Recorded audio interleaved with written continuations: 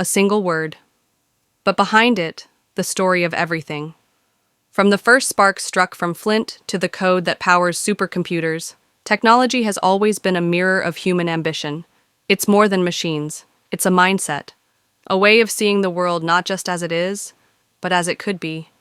Imagine a world before the wheel, before fire, before language. And now, look around. Planes cross oceans in hours. Satellites beam information across space. Artificial intelligence mimics the human mind. But how did we get here? Who were the first to break stone into tools, to turn a seed into food, to send a signal into the void? In this film, we'll explore humanity's greatest gift, the ability to innovate. We'll journey through time, from the primal caves of early humans to the high-tech labs where the future is being written in silicon and code. This isn't just a story about gadgets and gears. It's a story about people, about dreams, about the endless pursuit of something more. This is the evolution bomb of technology. In the beginning, survival was the only technology. Early humans lived on the edge of extinction. Every day was a test: strength, instinct, and luck. But within them was something more, the spark of imagination.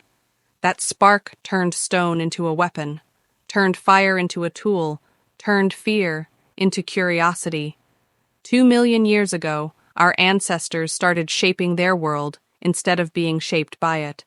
They discovered that a shattered rock could slice meat. That fire wasn't just warmth, it was protection, power, transformation. The hand axe, one of the first tools, was not just useful, it was revolutionary.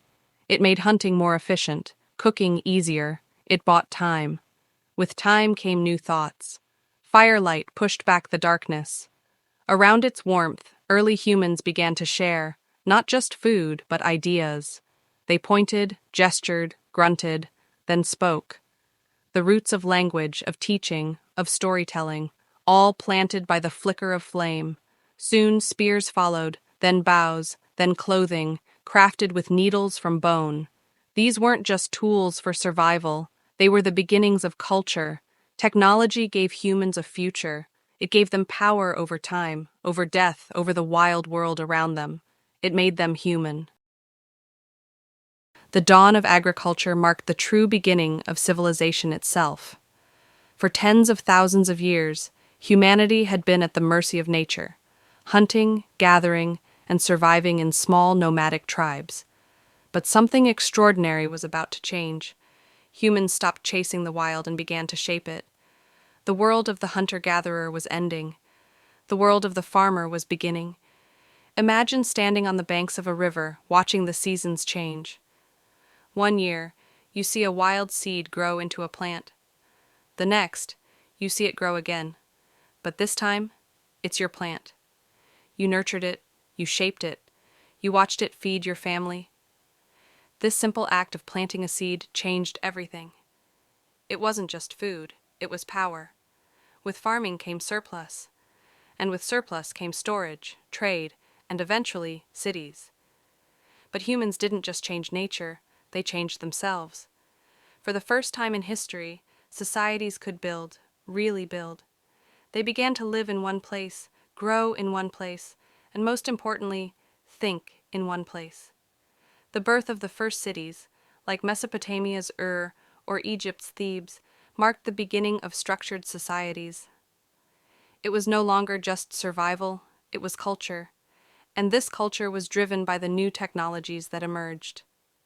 Irrigation allowed for agriculture to thrive in arid regions. Plows made it easier to till the land. Granaries were built to store excess food. And then, something else emerged: writing. Cuneiform in Mesopotamia, hieroglyphs in Egypt, and the early alphabets of the Phoenicians. These weren't just ways to record laws or trade. They were the beginning of abstract thought, communication, and, ultimately, the preservation of knowledge. Early civilizations weren't just building walls and cities, they were building legacies. This was technology not only for survival, but for the creation of culture, science, art, and philosophy. it was the first step toward shaping the future. As human societies flourished, so too did their ambitions. The Stone Age gave us tools. The Bronze and Iron Ages gave us power. Around 3300 BCE, something truly revolutionary happened. Metal was pulled from the earth and transformed by fire. Copper, then bronze, and later iron became the new lifeblood of civilization. For the first time, humans had materials stronger than bone or wood. Tools became sharper, weapons more deadly. With metal came mastery. Farmers forged plows that could till tougher soil. Warriors wielded swords and shields that could conquer lands. Artisans crafted jewelry, statues, and symbols of power that still echo through time. But it wasn't just metallurgy that changed. It was the rise of organized empires. In Mesopotamia, Egypt, the Indus Valley, and China, kingdoms grew into civilizations. These early empires didn't just build homes, they built monuments, massive stone temples, pyramids that reached the sky, walls that stretched for miles. Behind these marvels were not just laborers, but engineers, planners, mathematicians, inventors. The wheel, refined for transport. The sail, used to tame rivers and seas. Roads to connect provinces, aqueducts to carry water to cities. Technology had become a tool of empire, a way to project power, order, and permanence. With centralized power came centralized knowledge, libraries, schools, administrative systems, inventories, taxes, maps, all made possible through the expanding use of writing systems and record-keeping. And then came philosophy. In Greece, in India, in China, thinkers began asking not just how to live, but why. In the background, technology supported the spread of ideas. Ink, paper, scrolls, clay, bronze tablets. These were not just tools for empire, they were the first step toward global memory. The age of metal laid the foundation for the next great leap forward, not just because of what humans built, but because of what they believed they could build. Technology was no longer about survival, it was about identity, ambition, legacy. As empires expanded across continents, so too did ideas. From Greece to India, from Rome to China, the classical world became a crucible of invention, exchange, and human brilliance. This was the age of philosophers and scientists, of mathematicians, astronomers, architects, and engineers. In Athens, Archimedes used geometry to calculate the volume of water displaced by a crown. In China, Zhang Heng built the world's first seismoscope, detecting distant earthquakes centuries before modern tools. In Alexandria, engineers dreamed of automata, self-moving machines powered by steam and water pressure. Technology was no longer just practical. It was philosophical. It was artistic. It was ambitious. Across the Mediterranean, the Romans constructed roads that still survive today. Over 250,000 miles of paved infrastructure, uniting an empire. Their aqueducts, towering channels of stone and precision engineering, carried clean water to cities with populations in the hundreds of thousands. Their concrete, stronger than much of what we use today, allowed them to build the Colosseum, domes, and public baths. But invention wasn't limited to the West. In India, advanced metallurgy led to the Iron Pillar of Delhi, a monument that has not rusted in over 1,600 years. In Persia, underground aqueducts called qanats delivered water across deserts. In China, paper was invented, one of the most important innovations in human history. Lightweight, portable, and cheap to produce, it allowed knowledge to be shared, preserved, and spread far beyond its point of origin. And along trade routes, like the Silk Road, these inventions traveled. Silk, spices, iron, horses, knowledge, all exchanged across vast lands and languages. With every caravan and cargo ship, humanity grew a little smaller, and a little more connected. This was the birth of globalization. Not the internet, not satellites, but camel caravans, merchant ships, and handwritten scrolls. It was also a time of cultural cross-pollination. Mathematics from India would be translated into Arabic, then into Latin. Greek philosophy would influence Islamic science, which would later fuel the European Renaissance. The classical world built the scaffolding for our modern one, a world where cities became centers of thought, where invention meant something more than survival, it meant progress, and where, for the first time in history, human knowledge began to outlive its creators. While Europe plunged into centuries of decline following the fall of the Roman Empire, another light was rising in the east, one that would burn brightly for over 500 years. From the 8th to the 13th century, the Islamic world became the beating heart of global knowledge.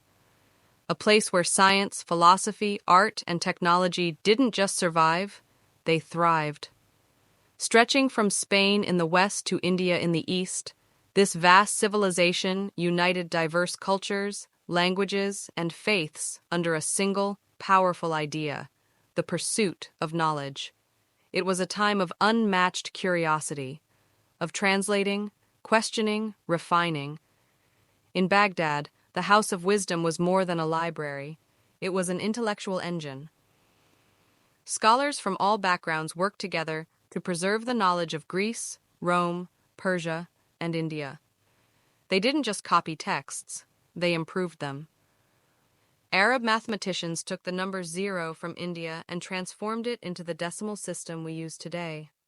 Algebra, from the Arabic word al-jabr, was formalized by al-Khwarizmi, whose name would eventually give rise to another word, algorithm.